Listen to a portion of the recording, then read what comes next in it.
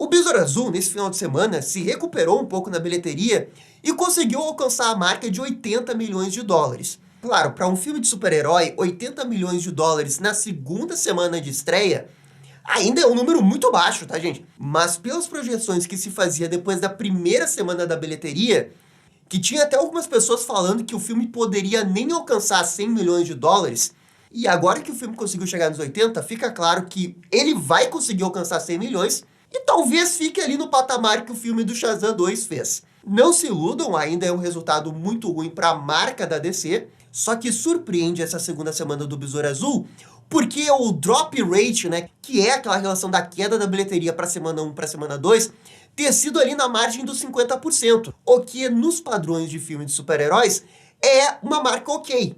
Isso evidencia que o filme do Besouro Azul teve um pouquinho do chamado efeito boca a boca, que o pessoal vai, recomenda, diz que o filme é bom. É só que teve tantas poucas pessoas que assistiram o filme na primeira semana, e mesmo elas recomendando assistir o filme, e o filme tendo uma boa avaliação lá no Rotten Tomatoes, e de uma forma geral o filme ter sido bem falado pelo que ele foi, o fator boca a boca não foi o suficiente para impedir uma queda, mas não foi uma queda desastrosa, foi uma queda ok para boa. E eu acho que a gente pode ver isso como o copo meio cheio, e é por isso que eu queria trazer a discussão envolvendo o Cinema Score do Besouro Azul. Porque o Besouro Azul conseguiu B+.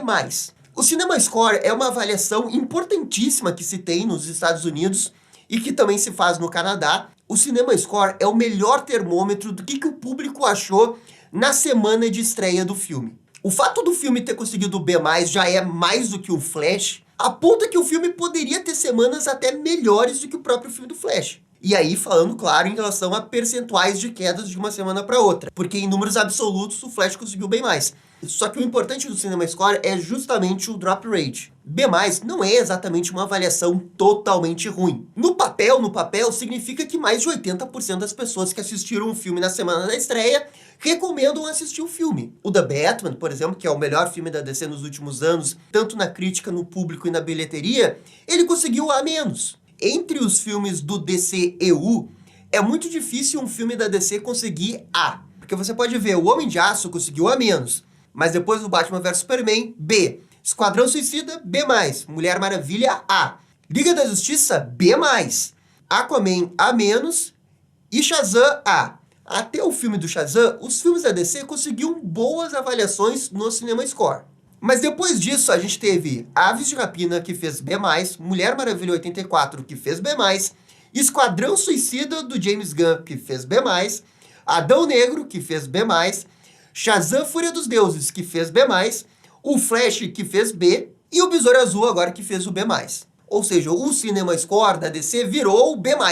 O problema disso tudo é que o B, ele acaba sendo uma coisa muito negativa. É quase um carimbo de fracasso em relação ao público. É o que o B representa na prática e não o que o B representa nos números. Porque B+, é uma boa avaliação. É só que na prática ele é mal visto. E por que o Cinema Score acaba sendo tão importante? O critério de avaliação do Cinema Score, ele é muito bom para os estúdios de Hollywood. Porque essa avaliação é feita diretamente no cinema. Saiu do cinema, avaliou. E esses dados são mandados diretamente para os estúdios. Eles sabem a reação do filme antes mesmo da gente por causa das notícias. E historicamente no Cinema Score, um filme que consegue A no mercado dos Estados Unidos, consegue no mínimo triplicar a bilheteria de estreia nas semanas seguintes. E de novo, é uma média, não quer dizer que um filme que consegue B não vai conseguir uma grande bilheteria. Da mesma forma que um filme que consegue A pode conseguir uma bilheteria ruim.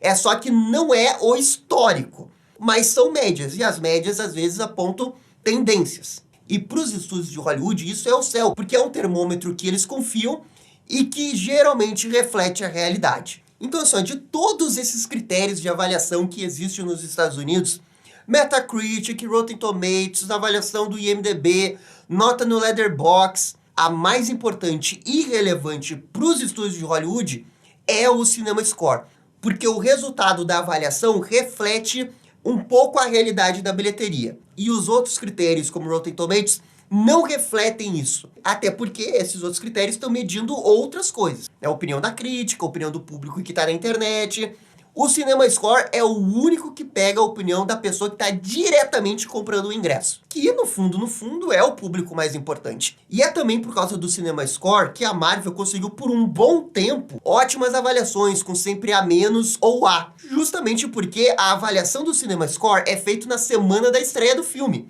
É o fator hype. Ora, se os caras vão fazer a pesquisa na saída do cinema, e no cinema tem 70 fãs da Marvel, e os fãs gostarem do filme, a tendência é que isso facilite muito mais para o Cinema Score ser uma avaliação boa. Então, nesse aspecto, os fãs influenciam bastante a nota do Cinema Score.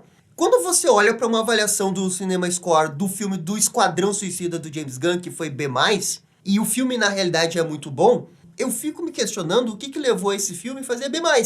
Talvez tivesse sido o desgaste da marca do DCU, talvez uma falta de confiança nos filmes da DC, talvez o lançamento simultâneo com a HBO Max tenha afastado aquele público que é fã da DC de ver no cinema e viu na HBO, e aqueles fãs da DC não estavam no cinema, estavam na HBO, o que acabou, dividindo muito quem foi no cinema mesmo assistir o filme. Mas o fato é de que a avaliação do B nos filmes da DC não vem de hoje, vem de muito tempo. E o Cinema Score é uma barreira que a DC precisa conseguir quebrar. E não por uma questão de vaidade, ego, o meu filme fez A menos, o meu filme fez A mais. Mas por uma questão de indicativo do quanto que o filme vai fazer de bilheteria. E especialmente a bilheteria dos Estados Unidos. É fundamental que os primeiros projetos da DC, especialmente o Superman Legacy, tenha A no Cinema Score. E assim, é muito chato dizer isso, porque todo o destino de um filme depender de uma nota, é óbvio que não. Mas essa nota representa o que o público vai achar do filme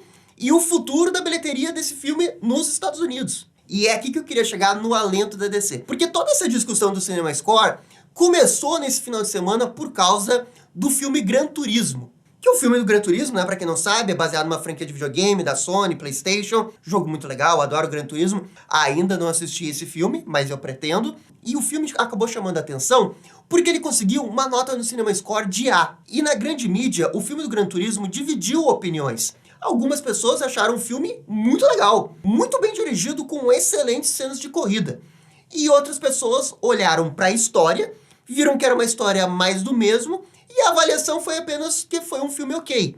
Mas percebam esse termo que eu usei, mais do mesmo, nada demais, em relação à história. Porque em relação à parte técnica, o filme se destacou. E foi essa parte técnica que fez o público em geral recomendar o filme. Foi principalmente a parte técnica e não a história. É claro que não vamos ser ingênuos, é uma mistura das duas coisas. Nenhum filme é excelente só porque a história é boa e nenhum filme é excelente só porque a técnica é boa. Mas, inquestionavelmente, o que destaca a experiência de assistir Gran Turismo no cinema, o que o levou a ter Cinema Score A, foi a parte técnica, a emoção da corrida, com algumas pessoas comparando o filme com Ford versus Ferrari na parte técnica. E isso pra mim chamou muita atenção. Ford versus Ferrari é um dos melhores filmes de corrida que eu já vi na vida. Então, se estão comparando a parte técnica com esse filme, então esse filme merece ser assistido. Mas parte técnica, direção. E quando eu vi a nota do Cinema Score pela primeira vez, eu pensei, mas como é que pode? Esse filme aí, nota 6, nota 7, consegue o Cinema Score A, enquanto que o Besouro Azul, que é um filme talvez no mesmo nível que o Gran Turismo, consegue ver mais. E aí, refletindo, analisando, sem conseguir dormir. Passei a noite toda dormindo. Mas como pode Besouro Azul ter B+, Gran Turismo ter A? E a primeira análise, quando a gente olha isso, é de que, tá vendo? O público tem mais paciência com um filme de corrida, porque é algo diferente, do que um filme de super-herói que é tão competente quanto um filme de carro. Uma lógica mais superficial, ok, essa lógica até que impera. Mas aí eu olhei o que diferencia o Gran Turismo. A parte técnica. O que os filmes de super-herói estão sendo criticados recentemente? A parte técnica. A direção, o efeito especial, a criatividade na hora das cenas de ação. O que torna a experiência de um filme de super-herói diferente com outro filme de super-herói.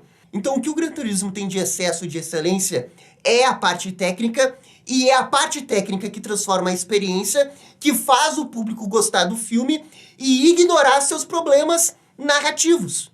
E para mim, esse é o caminho dourado que a DC tem que seguir nos filmes do DCU do James Gunn. Direção. Ah, mas a história é mais do mesmo. Não tem problema. A gente acabou de ver o filme do Besouro Azul, o pessoal gostou. Ok, não foi o suficiente para conseguir um A, mas o pessoal elogiou CGI, direção e o carisma da família do Cholo Marinduém ali com todo mundo. Vários críticos focaram na questão dos vilões. O público nem quis saber dos vilões. O público gostou do carisma do filme, gostou dos efeitos especiais, das cenas de ação, do coração do filme. Então eu chego à conclusão que para DC combater essa síndrome do B, do B+, que tá tendo no Cinema Score e conseguir bons resultados nas bilheterias, especialmente na bilheteria dos Estados Unidos, ela precisa vencer isso da mesma forma que o Gran Turismo conseguiu vencer. Excelência na sua execução de suas ideias e na direção. A experiência da cena de ação vai transformar o filme em algo maior.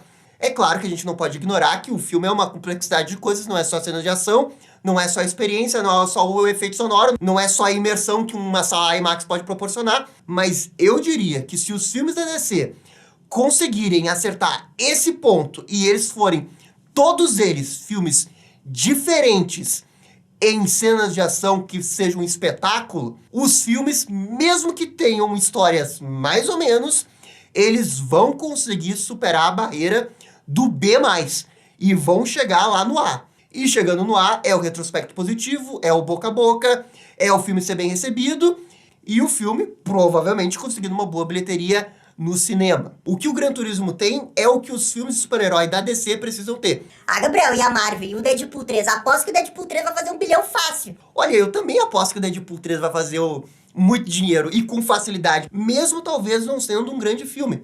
Mas é o que a gente falou, a base da Marvel é muito grande. Já existe um otimismo com a Marvel. A Marvel não tem que vencer barreira de cinema score. A DC precisa. O que se aplica à Marvel, mesmo sendo do gênero de super-herói, não é exatamente o que se aplica à DC, porque são contextos diferentes. Se a DC apostar na direção, eu acho que ela vai conseguir. E o que o James Gunn falou lá em janeiro? Que ele quer respeitar a visão criativa de cada diretor, e por isso eu acho que o James Gunn tá com a mentalidade perfeita do que ele tem que fazer. Ele tem total noção dessa questão da imersão, da experiência, do efeito especial, e no que depender dele, eu acho que ele vai forçar os diretores, né, de outros projetos que ele não participar, a alcançarem essa excelência na parte técnica. E ele precisa disso. Ele, mais do que ninguém, sabe que precisa disso. Eu, com certeza, estou muito tranquilo no que o James Gunn quer fazer. A minha grande preocupação é como que o público vai reagir. Eu espero que seja exatamente como o James Gunn está prevendo. Essa questão do diferencial da parte técnica. Ah, Gabriel, mas mesmo assim o público tem um pouco mais de paciência com filme de carro do que com filme de super-herói. Olha, gente, com toda certeza tem. Mas isso nunca garantiu A no Cinema Score. Pode ter certeza que o mérito do Gran Turismo de conseguir A é o seu próprio mérito. E não demérito do gênero super-herói porque o gênero de corrida o pessoal tem mais paciência e é mais fácil conseguir A.